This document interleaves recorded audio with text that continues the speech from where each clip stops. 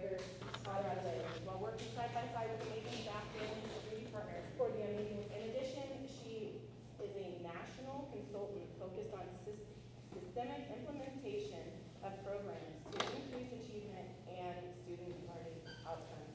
So, you guys welcome our Dr. Verhansel. I'll do my first couple ones, right?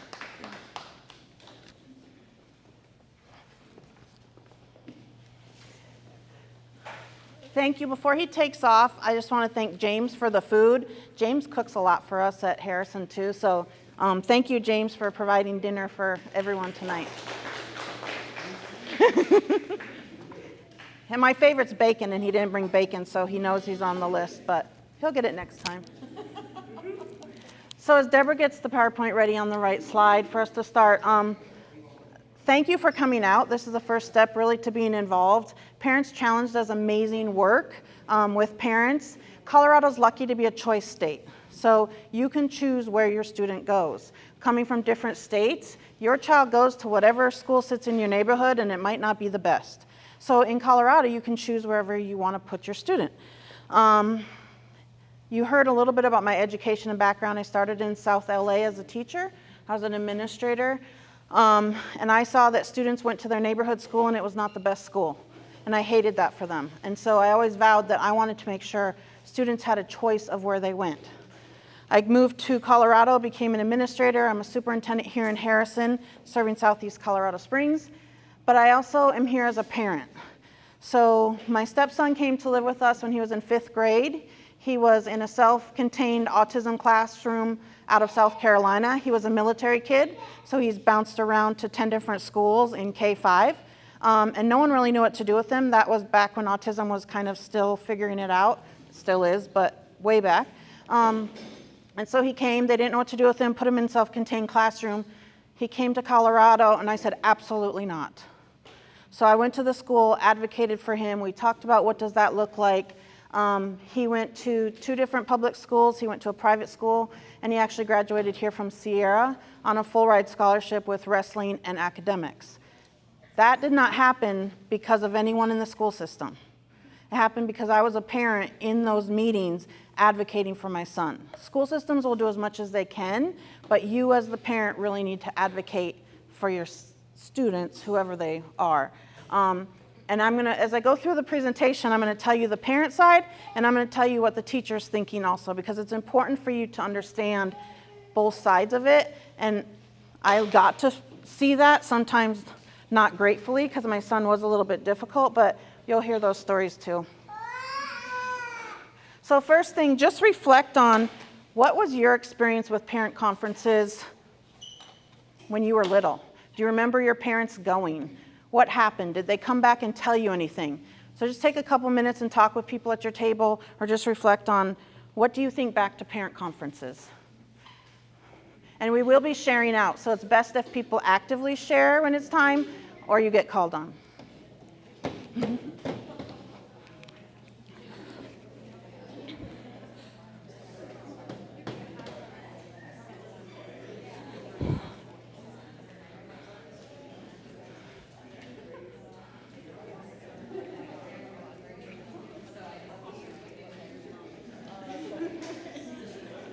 How are you? Good?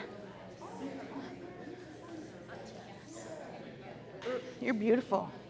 You're a beautiful baby. Huh? You're like, not when I'm going to be screaming.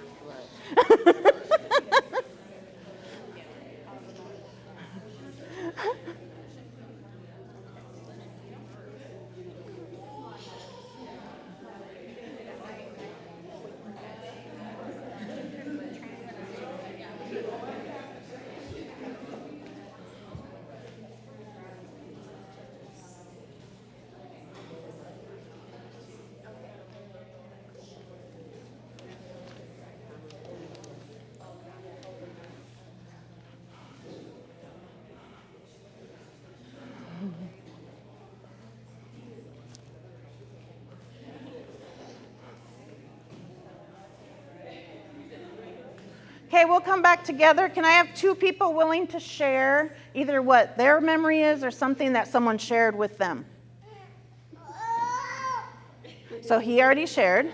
So I don't remember much about my parent-teacher conferences, other than my mom usually just went, and it was just kind of, you just walk down the line, from one to the other, very basic. Fifth grader, she's struggling. My dad never came because he always worked nights, so, but other than that, I don't remember much. And it was like in a night event where your mom went to the school? Anyone else? I'm really good at wait time. I had a lot of fun, you know. That was the only night that my parents were at my school because they were hardworking parents and never around. So they made it a point to go that night to be there. So my conferences, I can recall, school was pretty easy for me because I studied really hard and I was a perfectionist, so it was very important that I did well. So I was mortified to find out when my parents came home. I still remember in 3rd grade, I got in trouble because I didn't talk enough, because the teacher knew I knew the answer, but I wouldn't share with the class. And you know, my little 3rd grade 8-year-old self, I was like, well, why would I tell everyone else the answer? So I just remember thinking, what a confusing experience. Like, I thought I was being successful in school, and the teacher's saying I'm not talking enough. So that's just obviously a PTSD tragic for me. Can't get over it. So why are parent conferences important? I'm going to go around the room, and I want everyone to say one word why it's important. If you repeat the word, that's okay. So just think of a word, and we'll start over here, and then we'll just share one word. Why are they important? We'll give you some think time. Okay, ready? Go. You go. I'll get her up there. Okay. Involvement. Involvement. Same. Okay. Communication.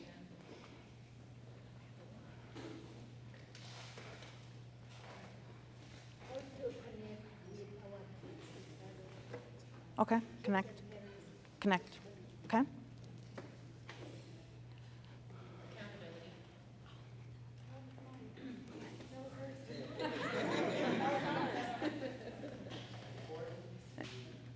Okay. Participation. We had the same thing. Accountability, okay. We're dealing with some Band-Aids right here, so we'll skip you for now. Oh, I got it. Are you good? Okay. Why are parent-teacher conferences important? Learning assessments and strategies. Okay.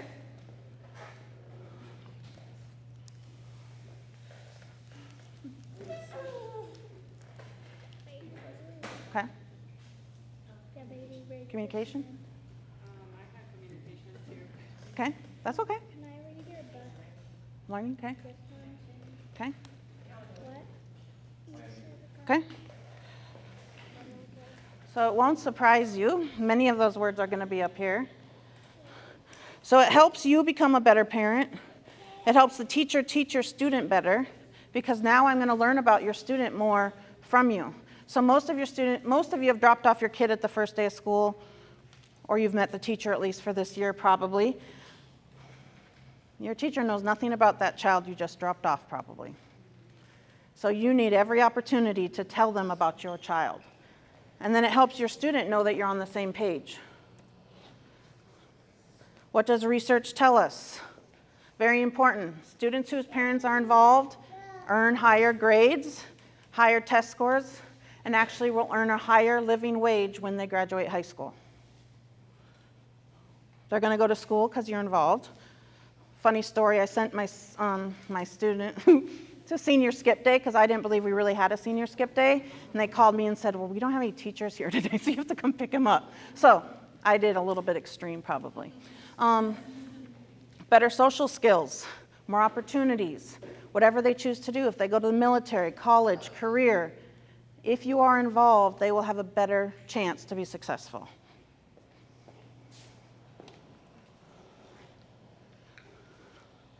So talk about these questions with your table. What are conferences? When do they happen? And why do they happen? Go ahead and talk for a couple minutes, and then we'll come back and answer.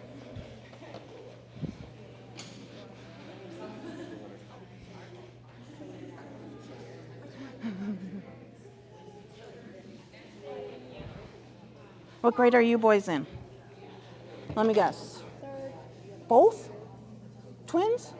Yeah, we're twins. Except for in different classes. Oh. Yeah, for the first time. Yeah. You usually are in the same class? This was our first day of school. This chicken is so good. I know. It's like my favorite. They're forgetting one thing. What's that? Bacon. They need See? bacon. You understand. You understand. They told me bacon.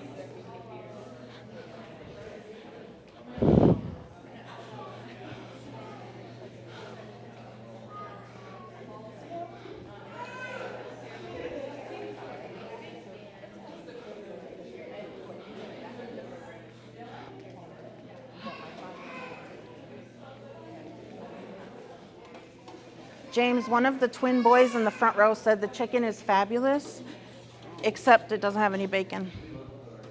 See, he even gets it. He said the chicken is so good. He said, but there's no bacon with it. I said, I know. Mm-hmm.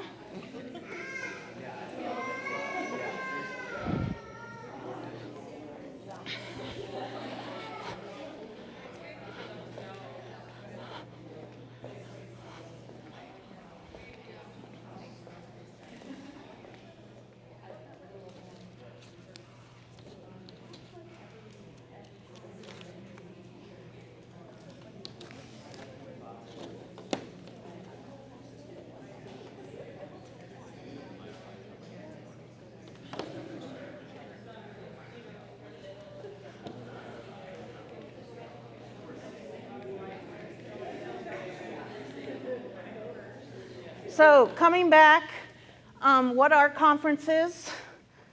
They're any time a parent and a teacher, or a guardian and a teacher, a family member and a teacher meet. It doesn't have to be officially on the school calendar that this is a conference. Or when they happen, most people will say October because that's when you'll have it on your school calendar that kids are off and they're home for conferences. But that's anytime you meet with your child's teacher, that's a conference. And then why? To discuss progress of your student. Deborah has this fancy clicker. So what can you do to support parent-teacher conferences? Number one's the most important. Most obvious. Most important. The average rate at a school of people attending parent conferences, just tell me what your guess is. What do you think? What'd you say? 25%. 20? 10%. So in elementary, it's about 60%. By high school, it's about 15%. So you got a lot of people going to those kindergarten conferences. By the time they're in high school getting ready to enter the world, you don't have a lot of people attending. Get ready for conferences. You need to do some work as a parent on your end to prepare to go, to make that meeting as meaningful as it can be. I know that teachers have class loads of 20 kids. If they're in high school, they might have 180 kids that they see throughout the day. So you need to make that small time you might have with the teacher most meaningful for you and get the information you need to get. Deborah, I keep going backwards. So how do you prepare? In your PowerPoint is a list of key terms, but also this is the best website I've ever found that identifies different terminology in education. Education is like a whole different language if you didn't go to school for it, and educators forget all the time to unpack what those words mean. So if you go to a meeting for your child, they'll tell you all these things about these test scores, you don't even know what it means. So help with that. If you have any questions, Deborah always shoots me emails about how do I explain this, what does this mean? It's okay to ask for help. So before conferences, here's some tips. Ask your student what they want you to talk to their teacher about. If you don't prepare for conferences, who controls the conference? The teacher. So who gets to tell the whole story of the conference? The teacher. Whose kid is it? So you control the conference. You go in and you talk about what you want to find out about. Because if a teacher doesn't have a parent who's going to advocate or speak up, the teacher's going to tell you all this information about test scores. Doesn't tell you why they don't want to sit by Robert. Doesn't tell you that they're bullying and don't want to go to PE. Doesn't tell you that they don't turn in their homework even though you see them put it in their backpack every night. So you need to control that narrative. So talk to your student. Find out what they want you to talk to the teacher about. They might be afraid to talk to the teacher about they don't like sitting next to so-and-so because they talk too much and they can't hear. Might not be cool to say, I don't want to sit by my best friend. So you can advocate. Make a list of questions or concerns you want to talk about. This is a professional courtesy. If you can let the teacher know what you're going to come in and want to talk about, then the teacher can prepare. So if you want to talk about someone's having struggles going to PE class, that gives the teacher time to go research what's going on and find out from other people what's going on.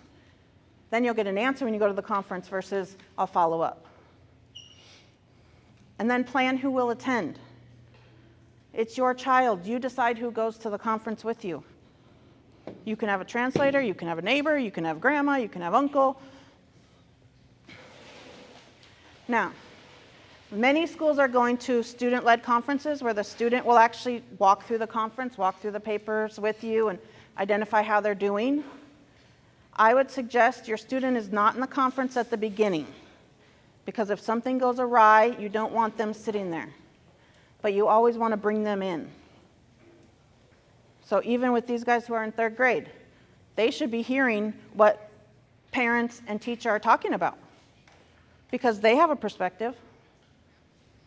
They might say, well, that's not really why I'm not doing my work, or that's not really what's happening, let me tell you. It also helps students see parent and teacher on the same team.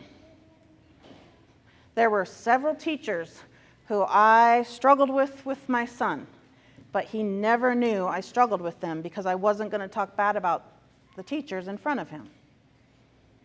It's no different than you don't want to talk bad about if there's 2 parents or grandma, or, we always need to be on the same page for our students to see success. So here's some sample questions. What do you see as my student's strength and weakness? Very important to talk about strengths, because most parent conferences are going to be scheduled for 15 minutes, back to back to back. You're going to be rushed through. You don't have a lot of time. So teachers are going to focus on what your student needs to improve on. But you need to know what they do well. You also need to know that the teacher knows what they do well. As a parent, one of the first conferences I went to was all about how my son was behind and didn't do math well. So the first thing I said was, what does he do well? And the teacher couldn't tell me. That was concerning. That tells me there's no relationship or there's no trust that he can do anything well. Do you even believe in him? So making sure that you know that they believe in your kid and that they have some strengths. Every kid has strengths, we know that. But we have to build them up. Does my child participate in class? This is, again, I got in trouble in 3rd grade, if you recall, for not participating in class. But this is a problem with a lot of our advanced or gifted kids. They just coast through because they can take a test, pass the test, and they're getting A's. But are they participating? Are they socially interacting with others? Homework, that's an easy one. Most places have things online now where you can check, did they hand their homework in? I don't know about you, but I checked my son's homework through senior year to make sure it was done. It still was not handed in sometimes. Like, I don't know where that went. But make sure you're keeping track of that. How are they meeting the standards? So that doesn't mean are they passing the worksheets that you hand out in class. That means if they're in 4th grade, are they on grade level with what 4th graders need to know? Standards have changed greatly since any of us went to school.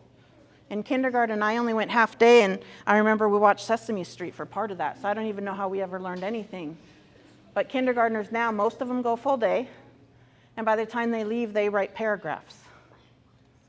So what they're asked to do, whether we agree with it or not, because I have some feelings about that also, about kindergartners being able to play, but That's what they're expected to do. So you need to know, is your child on grade level? Because the farther they get along with the learning gap, the harder it is to close.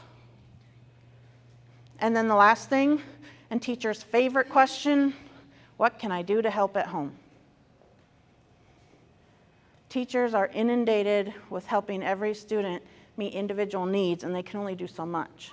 So what can you do at home? Whether it's reading 5 minutes every night, whether it's doing math facts, whether it's having them write a paper, or write a paragraph to grandma or aunt, or whatever it might be. How can you help?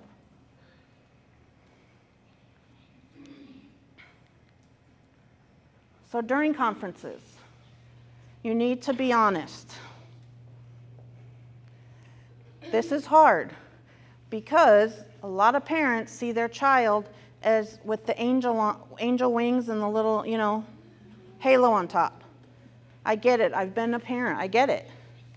But we can't get to help students unless we're honest. The other thing is stay calm. So my son's father, he didn't go to some conferences with me because he was just he's ex-military and he was angry. He was angry because his son wasn't performing. And he was angry at the teachers, and so that wasn't going to be productive. So he didn't go. Or he went and he knew he wasn't going to say anything, and we'd talk about it later because he had to control. But if you get upset, that doesn't help anyone. Ask your important questions first. That's a tip only because you're limited in your time with teachers. And so prioritize what you're there to talk about. What's the biggest issue in your child's education? And then listen.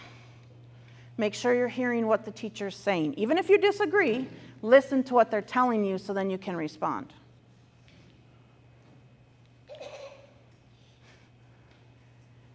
So last year when I did this presentation for the new group, I shared this slide, and a lot of people were offended by the first bullet.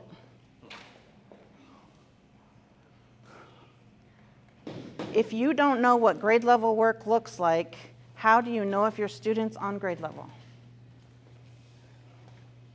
Now, I'm not going to show her mom her paper with her name on it, but I'm going to show her work so she sees this is what an average 6th grade essay looks like, or this is an advanced 6th grade essay. We're not showing, individual names or identifiable information, but you want to see how your child's performing compared to the other peers. And that's your right. That's how we help you know where your child is. If there's things you don't understand, ask. Especially if you're going to a meeting for a 504 or an IEP, which are probably going down the special education route, or special plans to modify things so they can access different things. Acronyms are all over those. So ask the question. Setting goals and knowing what your student should do. Have been different. You don't know what they would have been or whatever. Or maybe if I had done something just a little bit differently. Maybe if I hadn't answered that call, gone to that one place, whatever. But here's the thing. You can't be living in guilt and shame the whole time in your life. It'll make you miserable. And it'll make other people miserable around you. Because misery translates to misery. If you've done something like we all have, we just don't let it haunt us. We just don't. And then there's healing memories. Healing memories are those memories where you think about something and you go, I hope somebody don't find out about that. But if they do, it's okay, I'm a changed person, right? It's the truth, because people judge you based on anything they can find. It doesn't matter. And then here's hopeful memories. How do you have memories and hope at the same time? It's because at some point in life, you start trading in all that stuff, the negativity of life. You stop comparing yourself. You walk into a grocery store, and while you're waiting in line to check out, what do you see? Well, you got all these magazines, 20 ways to lose 10 pounds in 30 days. Yeah, with all the candy bars. Yeah, right by the candy bars. All the new fads. These are the 100 most beautiful people in the world. Who said they? How did they get on there? These are the 100 most beautiful people in the world, and people are looking They're comparing themselves to all that stuff. Don't compare yourself. You got to see value in yourself. It's hard to value your kids even. It's hard to value you if you don't value yourself. It's the truth. My mom worked as a maid for 40 years at a hotel. And I said, Mama, did you ever want to do anything different? My mother talk about brilliant. She could speak 3 languages.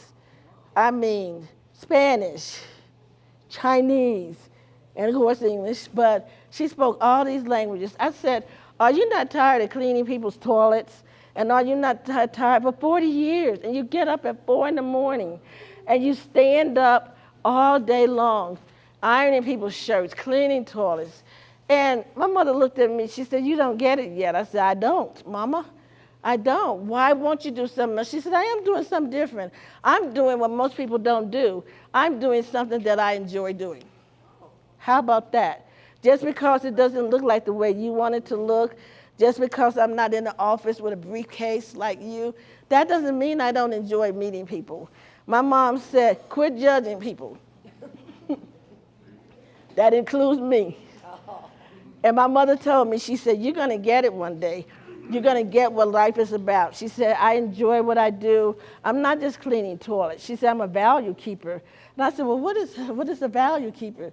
She said, when people won't look at me because I have a maid uniform on and because I'm walking through a hotel, she said, I've learned how to value people even when they don't value me. I've learned how to smile at people. I've learned how to look them in the eye. She said, my mother said, I love what I do. And she told me all these stories about how she's presidents, this hotel, I'm from Chicago, presidents in the hotel, in the lobby, who would dance with my mom. She's got all the pictures. I'm like, how? She goes, don't even try it. She said, you ain't danced with a president. I said, I have not. I have not. So I'm saying this, you all are looking at me, but I'm saying this to you, to say this here. My mom made me understand something. And what she made me understand is that the critique of other people's lives and what they do brings nothing but negativity on your own life. Learning how to trust the process of your life. If you want to go work for the Pentagon, your kids want to work for the Pentagon, they want to do something so out of the whatever, just embrace it and say, hey, I don't know if I'll ever get there, but at least I'm not going to stop, just whatever. If you have somebody who wants to be a manager over at Taco Bell, that's just as noble. I'm just saying because we compare stuff too much, right? And there's a price for everything. So who are you? That's my point here. It's just something that you need to do in a different way. So I'm going to do this here. I think they passed out. Do you have the papers, Who Are You, in front of you? Yeah. Okay. So I do, it's kind of crooked, sorry, the way it got printed. But here's the thing. I've been an HR director, I was anyway, for 5 years, and always interviewing and hiring people. And then people would, the same old questions. You go for an interview, the first thing people ask, tell me about yourself. Nothing new, nothing new. So people study the canned phrases and stuff like that. And someone said, well, what should I do when I go on the interview? I said, be you. I said, let me tell you, as a person who's looking for people, hiring, you're here because I looked at your resume, because there's a reason why you're in front of people who are hiring. So now all I want is that you to be you. Just be you and be the best you that you are. But most people can't answer that question, who are you? So look at this here, y'all. I just there's some thoughts on this paper. Does everybody have one of these? So on this paper here, here's the first one, like, how do you see yourself? What are your strong points? What are your weak points? And so here's the thing about a weakness. A weakness does not mean you can't do anything else well. Maybe one of your weaknesses is procrastinating.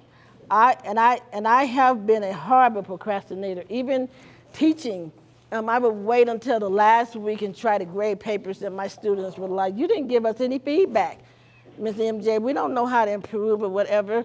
And so all of that stuff I changed because I'm like, that's not right for them. It may be okay for me, but it's not right for them. I have here, what do most of your problems concern? What is the best thing that ever happened to you and why?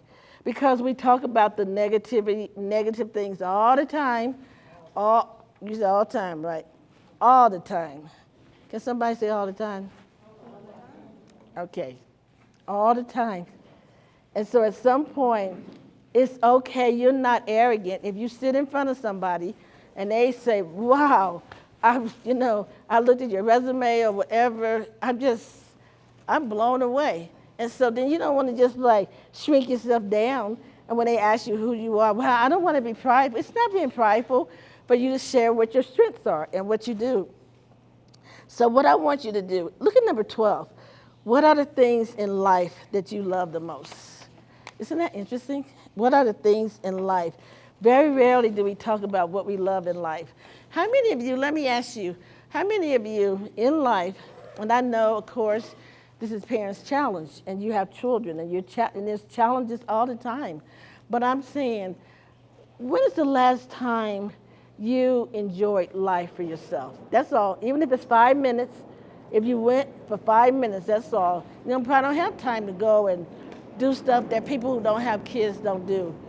But when is the last time that you, wait till that's loud airplane. No. That's really low. That is. They're really not that low right here. Oh. All right. That was really low. Isn't it? Okay. I know, yeah. So what I want you to do, wherever you're sitting, whomever you're sitting by, where you can, I just want to give you 10 minutes here. You choose any one of these at your table that you want to talk about. And I just want you to talk to each other. Again, we won't have time. You take this home. But I want you to choose one of these here that you all want to talk about, whichever one you want to talk about. I mean, however. So I want to take 10 minutes and then you come back at 7:10. So I want you to talk about maybe something that you love to do or anything. So anyway, I'm going to get, yes.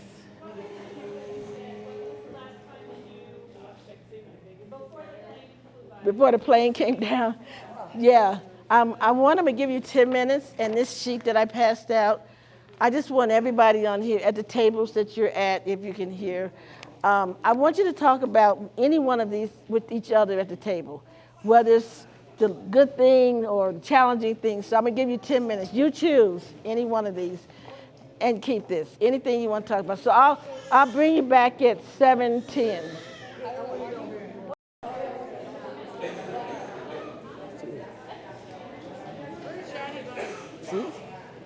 See?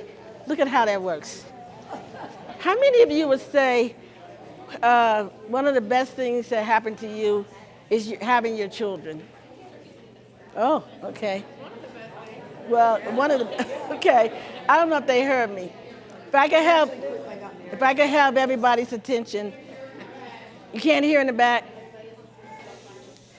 How many of you would say one of the best things in life was having your children? Uh-oh. Your children. Uh-oh. Okay, you said I ain't lying. It's okay. No, it's just, yeah. It's all right. Yes. Yeah, I love it. Somebody said, I ain't gonna lie. Let me ask you this here. Let me ask you this. What is a moment in life that was a defining moment for you that you can talk about in here in like 30 seconds? What was a defining moment for you where things changed in your life? You're like, not gonna go, yes. Okay, when yeah. All right, your faith? Yeah. When I got pregnant with my oldest son, I was literally like full ride scholarship to CU Boulder and ended up pregnant before I could accept it. Wow. No, that's okay. I can't even because Yeah. I obviously was making different life decisions. Yeah, full ride scholarship to CU Boulder, and you got pregnant with your son. Yeah, yes. So it was a comment that my mom made to me. It changed me forever. She said she was getting frustrated with me because my sister's kids came over and they're messing at my house and I was worried about my house. And she was like, why are you caring so much about your stuff and you're not loving people? She's like, stuff fades away, but like your family and relationships are so important. And I just like, dude, it was like a slap to the face, but it like changed me forever. Yeah. It's like a one-liner that changed me forever. Yeah, it's similar. It's a quote that says, the most important things in life are not things. And at some point, it doesn't matter how many shoes you have in your closet, all right? I'm just going to go there. It doesn't matter how many new sofas, how many whatever. At some point, it's people. It is community. It's connecting with people who have your heart. It's connecting with people who have your back. It's having somebody in your life that you can call at 1 in the morning if need be, and they're not going to be, what you calling me? The most important things are not things. And one of the things in our society that is so difficult is how people clamor for things and more things, right? That's what you were saying. And then at some point you just kind of go, why did this person leave this big, impressive job as a CEO or executive, whatever? Because it wasn't fulfilling them anymore. That's why. There are people who are homeless right now because not just bad choices, some maybe. Some people are homeless because things have happened. I have a friend, she had a house fire and lost everything in 30 minutes. In the city, yeah, a house fire lost everything in 30 minutes. There are things that happen that totally alter your life, whether it's getting pregnant and you have a full ride scholarship somewhere, whether it's having to move. All of a sudden, you're in a location feeling pretty good, and you have to move. But so let me ask you, though, so with all these things that happen, what would your advice be? If you were standing up here, and you had a room full of people, and you wanted to encourage them about the journey of life and how things do happen, what would you say? What would you say, my friend? Yes. And if you talk loud, I'll repeat it for you. How do you persevere? How do you get through things? What do you do? How do you have hope in the midst? There's a term I used to use when I would train new hires, embrace the suck. He said, embrace the suck. Embracing the suck means embracing the hard things in life. Not just embracing when everything's going good. It's easy to be happy. Who's not happy when things aren't going well? You know what I'm saying? But what it takes is a mental shift. That's why you see people and they go through so much stuff and you go, how in the world are they happy? How in the world are they still smiling, right? It's exactly what you said. And they found something beyond what they see. Because at some point, misery will make you sick. Right? And I'm not just, I'm telling the truth. I'm not just talking about physically sick. It'll do that too. It will make you emotionally sick, right? I'm just telling the truth. I'm saying it because I have walked through that. And I know what misery and pain is. I know what it means to be emotionally deplunked. And people are talking about stuff. I'm like, I have no frame of reference. I don't know what you just said for the past 30 minutes. I don't even know. I'm so out of it, I don't know. And then at some point, you begin to realize that here's the thing about life. There are some people who will never understand your situation. Never. You settle that. But then you think about, look at Parents Challenge and just what is brought to you, to your children. People who do understand. People who do want to be there for you, honestly. And to be thinking about, everything in life, sometimes it seems like everything is horrible, and it may be. But there's also something to be thinking about, like you said. Embrace some things. Don't embrace everything as being negative. It's just true, even if it is. Like, what do I need to learn? I ask myself that all the time. When I've gone through things in life, even if I didn't bring it on myself, I'm like, what do I need to learn in this? What do I need to learn that I can even help young people learn? What do I need to learn to help people around me learn? What does that look like? So Mystery Flight. When I came here to Colorado Springs, they were telling me about this flight with Westpac. Anybody remember that? It was here long enough. You could am I right, Deborah? You could take a flight and didn't know where you were going. I was like, who? Who would want to get on a plane? Oh, just for the fun of it. Yeah, they said just for the fun of it. Did you ever do that, Deborah? Deborah, did you ever do that? Did you ever take a flight? Did you, Westpac, did you hear about mystery flight? No. Oh. Yeah, because then where do you stay when you get there? You don't know where you're going. Who would want to take a mystery flight? You did?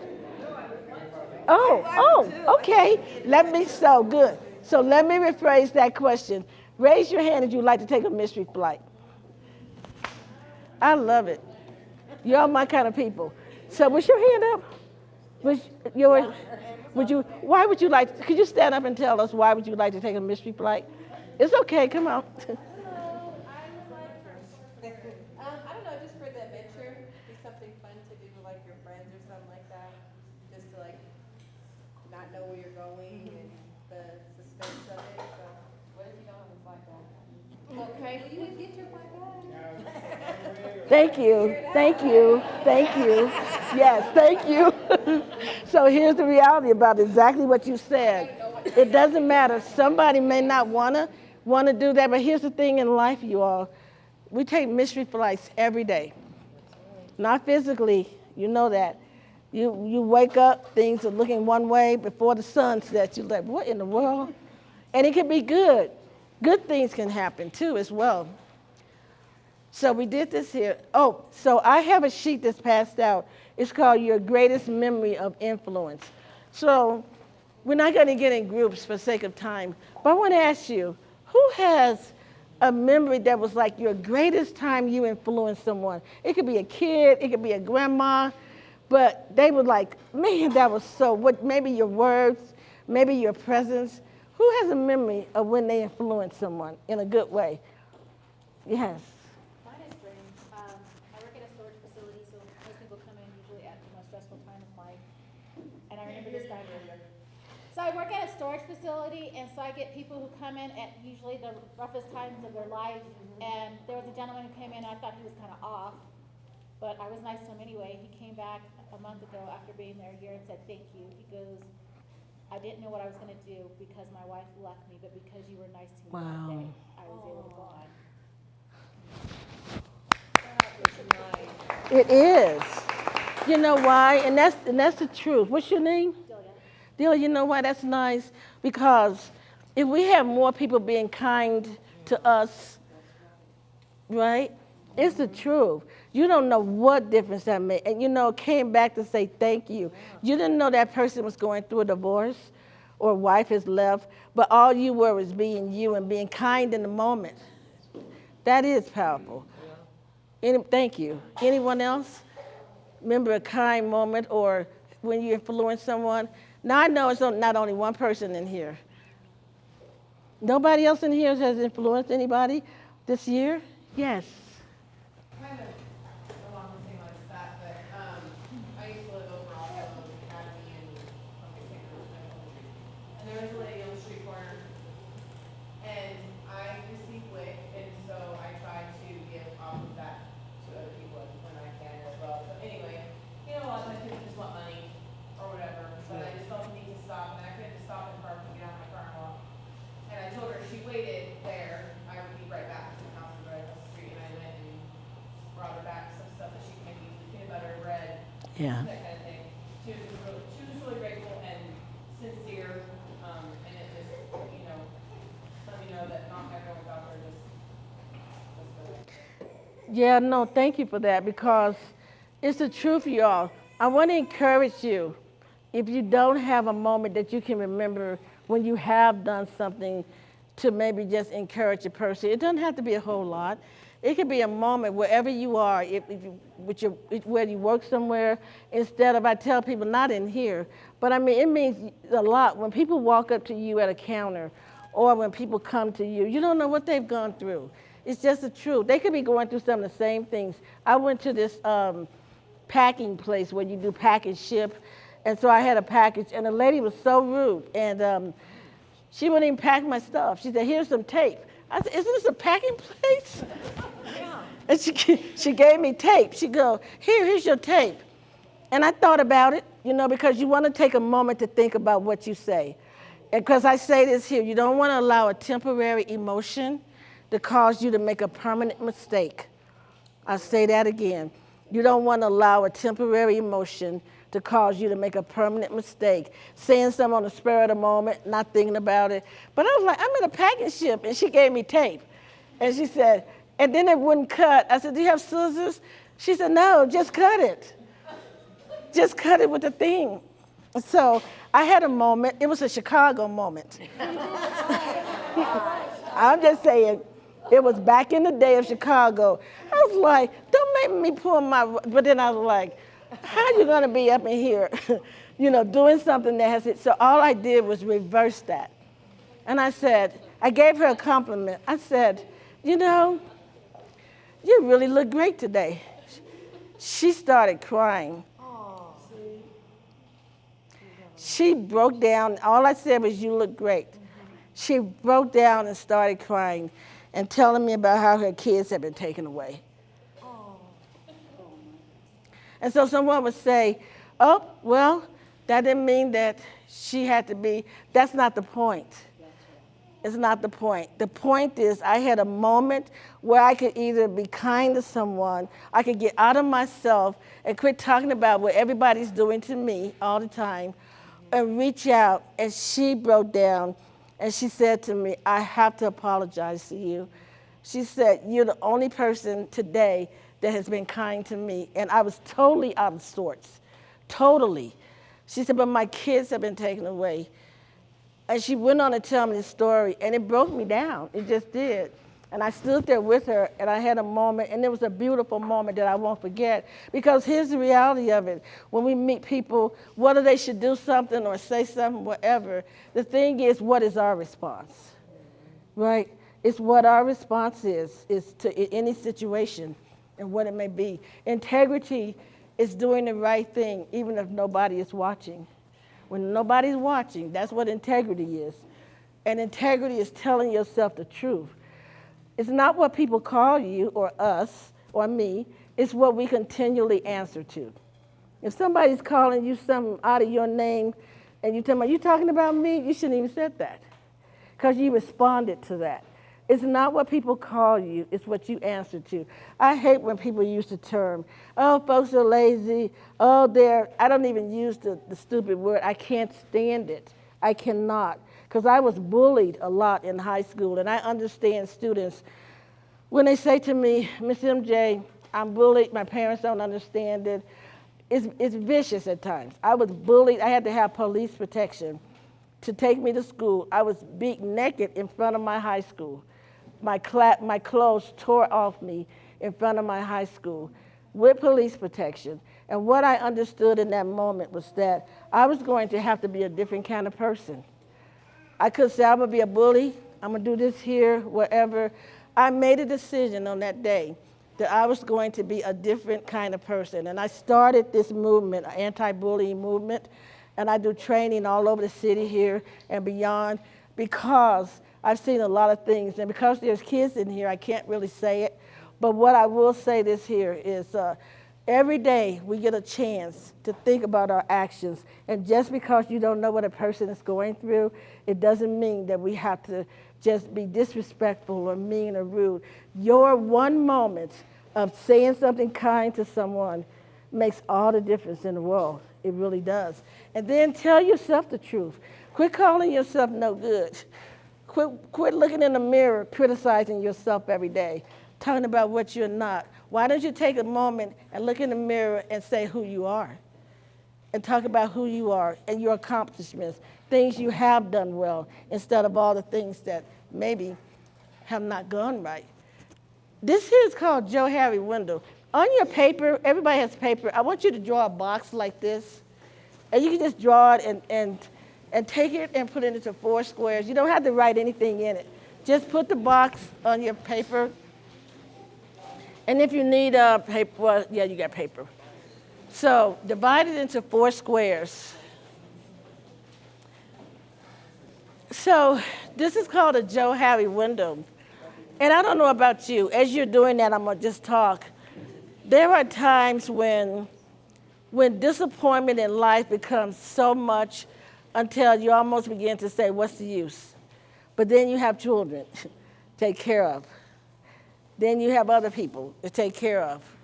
You may have an aging parent to take care of who doesn't remember you anymore. And you go see them. You know what I'm saying? But here's what, this is a self-examination. So in that green box where it says known to self and known to others, I want you to put one thing. We're not going to share this openly. I want you to put one thing in that green box that you know about yourself and others. And it doesn't have to be negative. Maybe people know that you are an inspirational person. Maybe they know that you are proactive, that when you say you're going to do something, you do it. They don't have to come back and ask you twice. I want you to put one thing in that box that people know and say, I know I can depend on you. I just know. I know that if she says she's going to be there at 10 at night, if he says he's going to be there, he's going to be there. That's one thing. Then I'm going to come back to that. Over right under here is the next one. This is not known to anybody else, but it's known to you. That's people who have things going on in their life. They don't want to tell somebody they just got diagnosed with a terminal disease. They don't want to do that. They don't want to share what's going on in their home. I had a student in college who he was coming into class every day. He would get just looking progressively more and more, just kind of unkept and unclean, and super smart, just brilliant. And he would sit in the back, and I kept thinking, he's looking more and more unkept. I know something's going on. I'm not going to ask him in front of anybody because that's devaluing to him. And one day, I just pulled him to the side, and I said, are you okay? He said, well, right in the midst of trying to come to college and make life better for myself, I lost my job, I lost everything, and so now I'm homeless. I'm sleeping in the park, and I'm trying to get myself back together, but I don't want to stop coming to class. You know, I don't want to, this is, you know, I'm trying to do something better with my life, even if it's one class. And so I began to talk with him. And no, it may not be known to others, but sometimes you all, when you've gone through stuff in life, you become more sensitive to other people when they go through. And I told him, I said, well, what do you need that will help you? You know, you have to get showers, you need food or whatever. It helped him. And he finished the class, and he did well. And he said, you know, I would never have finished this, and it would have been another discouragement. It just would have been another disappointment, another thing I tried, you know, to do. So there's some things in your life that people don't know. They may try to judge you, whatever, but you can't judge folks.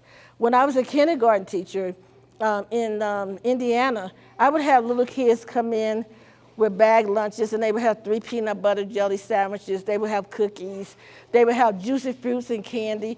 And one teacher asked me one time, she said, Miss MJ, you've got students in your class with nothing but sugar, and they're eating all that. I didn't even respond to her because I know where they came from. I know they were coming from a homeless shelter on a bus every day getting bags. And I didn't tell her because it wasn't for her to know that. But what we did behind the scenes was provided some other things for students.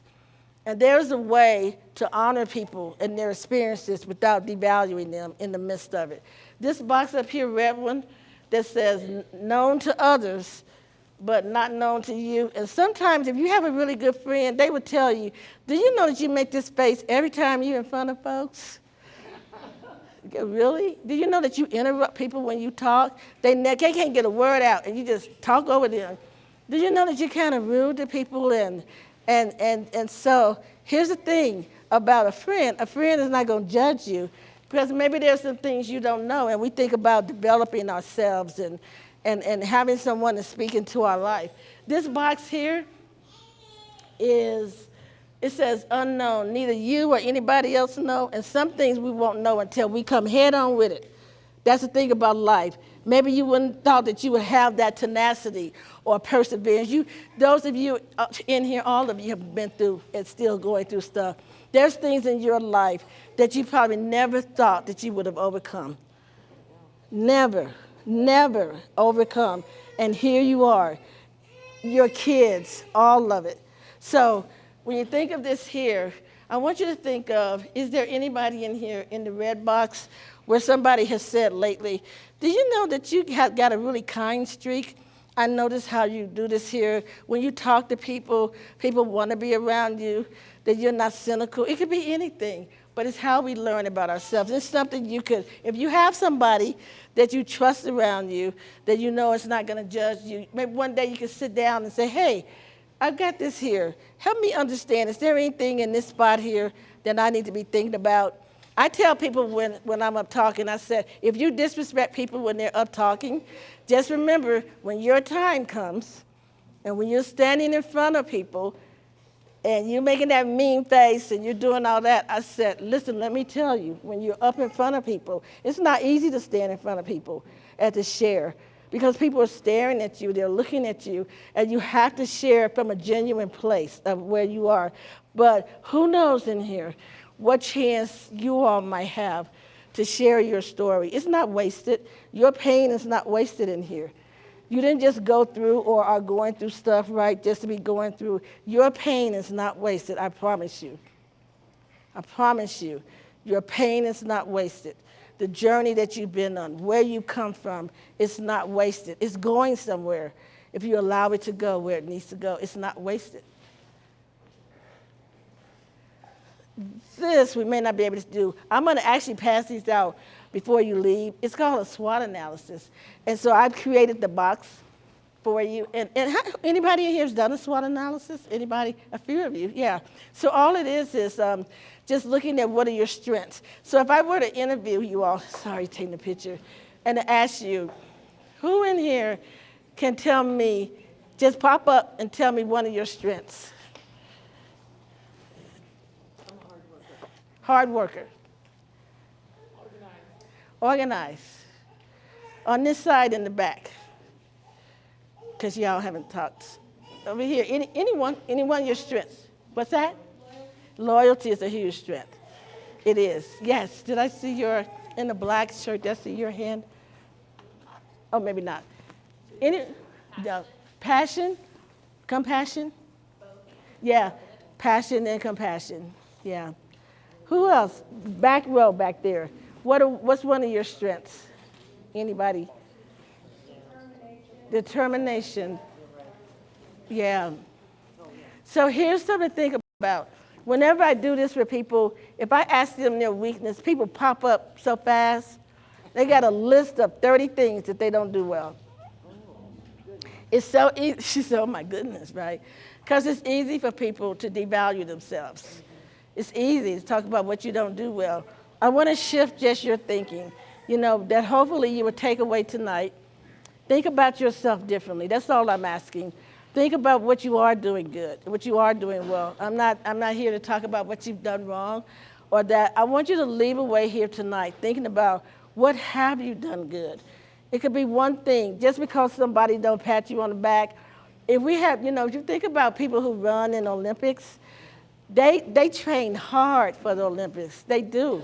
And so you've seen it, the people who are running, and then right in the middle of running, they get a cramp in their leg or their foot, and they fall down, and they have trained for months and months for the Olympics.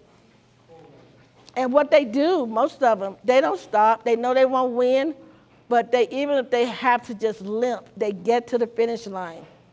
And a lot of times they have people who will help them get to the finish line. And I tell people, it's not who's waiting for you at the finish line, applauding for you, clapping for you. It's your determination to make it to the finish line. That's the thing. Whether you have people waiting for you with flowers, whether they're saying, oh my gosh, that was the best thing. Your kids they're so amazing, they're so wonderful. Whether they say that or not, it doesn't matter. The reality of it is that there's a finish line for you. I'm not talking about when you leave the earth. I'm talking about now.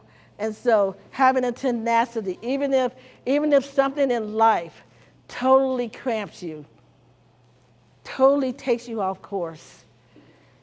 A person who's really an Olympian, they will get back up, they will limp. There was one video of a guy, he was from Africa, I can't think, but he fell. His dad went out on the field and helped him make it to the finish line. Did you see that? Yeah, his dad helped him get to the finish line. His dad did. Although I've never known a father since I've never seen a dad because I don't know who my dad is, I've had people who have helped me get to the finish line. I've had people who were not my dad come alongside.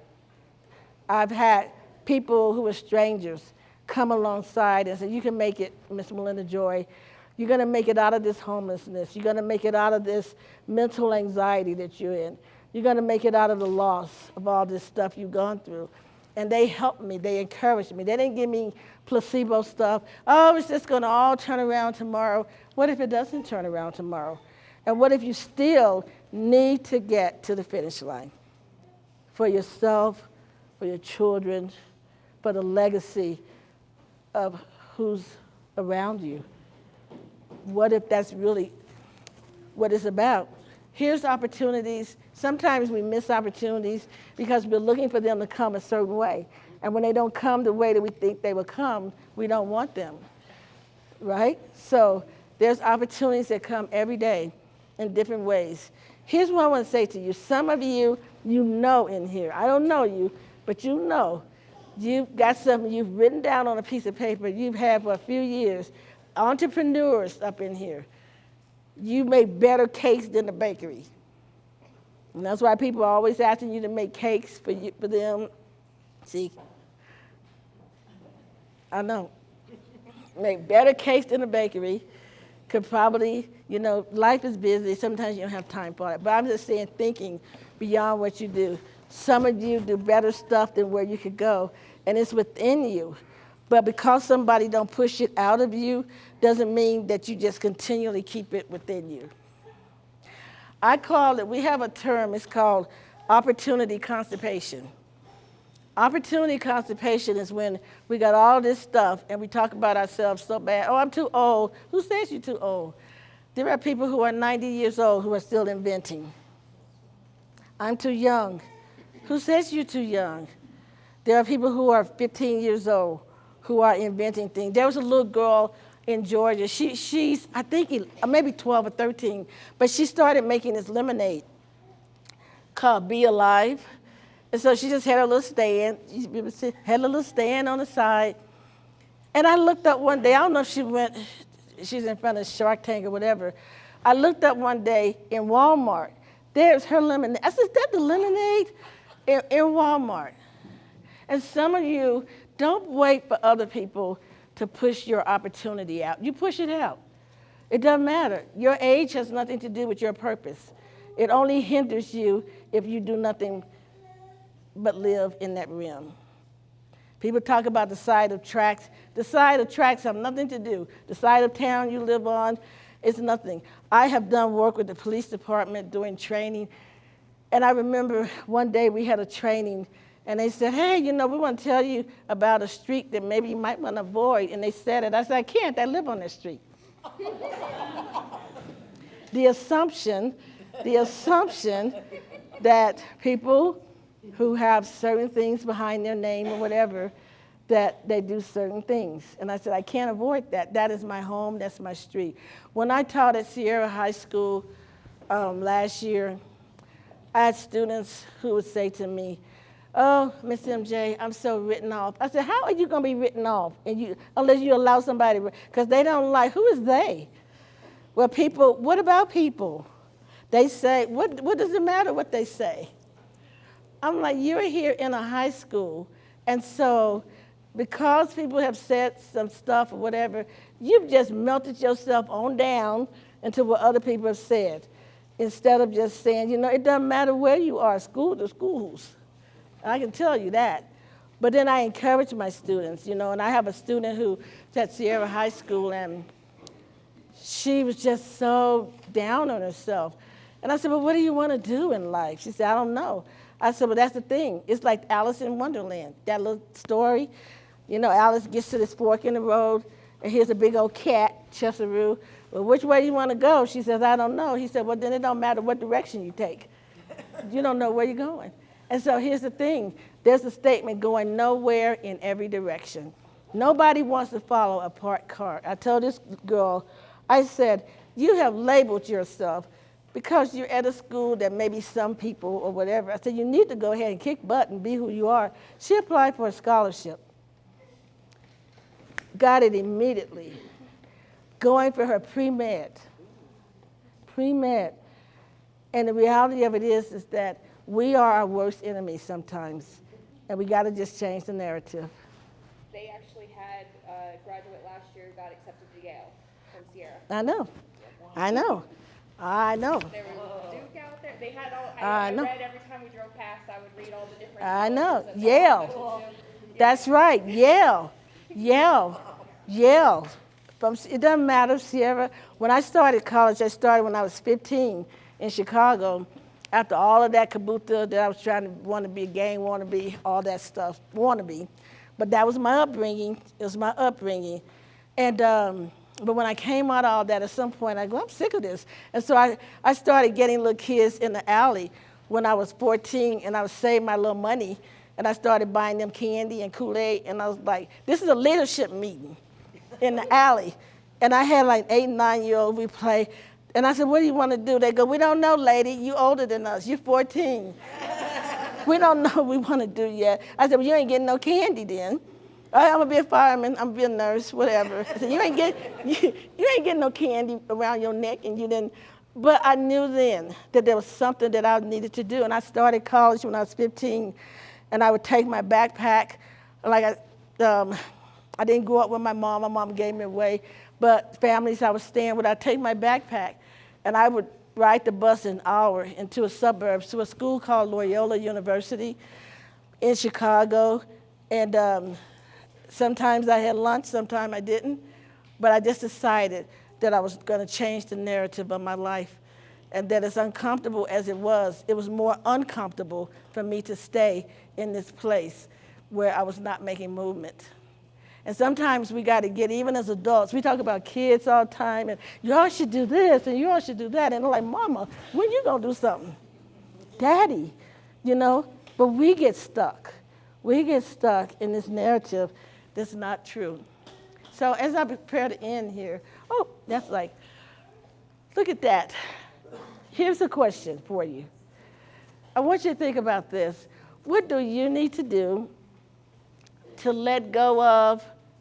Well, okay, what do you need to let go of? Think about that. I'm not going to ask you because that's personal. I am going to ask you to take a moment. I think they passed. Did you all get, I think so, this paper? Oh, maybe not. You think? Oh, you did? Yeah. Oh, okay. So on the back of that, this is not for anybody to talk about, unless you want to come see me afterwards and tell me. I want you to think, take a moment here. What is it that you need to let go of? You may need to let go of some guilt, some shame.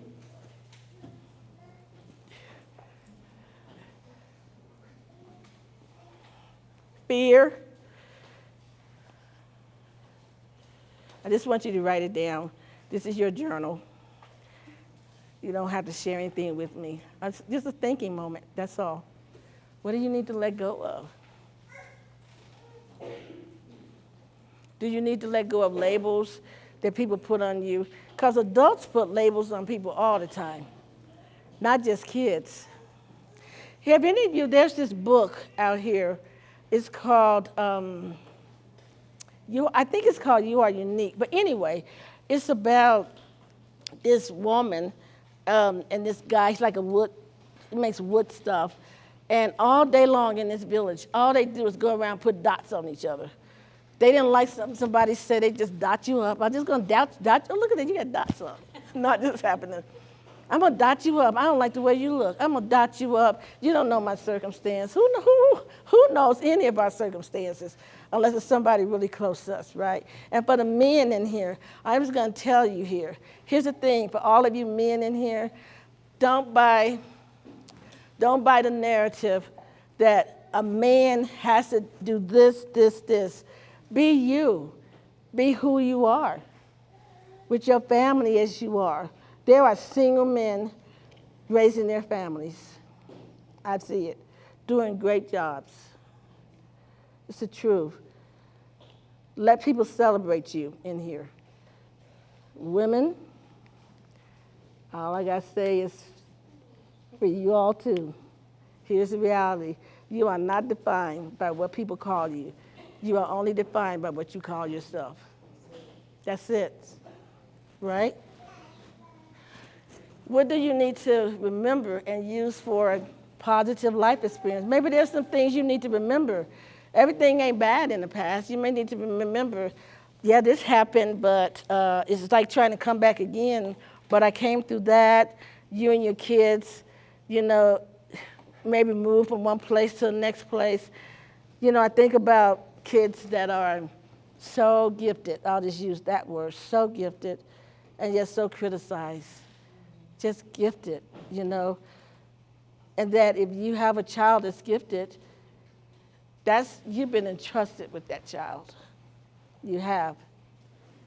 What do you need to use for your positive life experiences? Then what do you need to start new? Maybe you need to start journaling again and remember that your life is meaningful. Maybe you need to, again, think about who you are. That the next time you're in front of somebody and they ask you who you are, you won't be defined by where you live, by what your kids wear or don't wear, any of that. Because motivation is an inside job. You can give people all they want.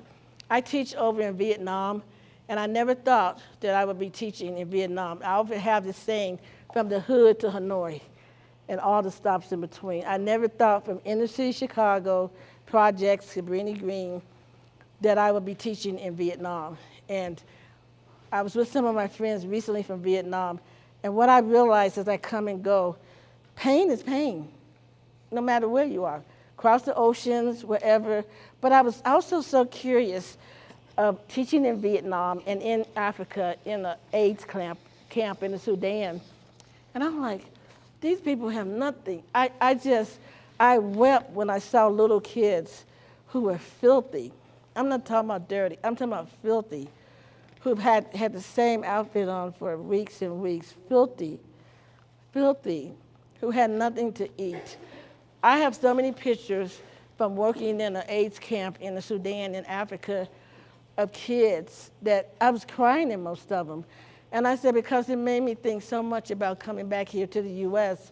And yeah, I've had a hard life, and many of you, and different things.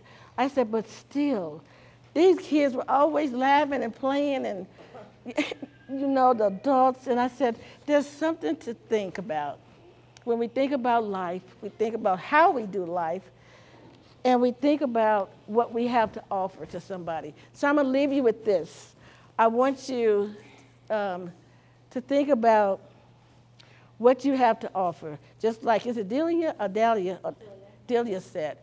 That's one instance. And I know many of you in here, some of you didn't want to talk. You're like, I ain't raising my hand in there. That I know many of you have done so many things to help behind the scenes that people would never know. So keep doing it. It doesn't matter. Keep running toward the finish line. If you have nobody waiting for you there with roses at the end, you keep running because you want to do that for your kids, for those who are watching you. And just remember this here. Your life has meaning, not just your kids, definitely them, but your life does too. So with that being said, I know our time is up in like 5 minutes. And so is Miss Deborah back there? I saw her with a baby. Yeah, and it ends at 8. Yeah. So I'm going to do this here. I'm going to just somebody get me, you can tell Miss Deborah that I'm done. If you have if anyone has a question for me in 5 minutes, I'd love to do that, to answer a question or a comment. Or I would love to know, what did you hear today or this evening that you can take away? Yes.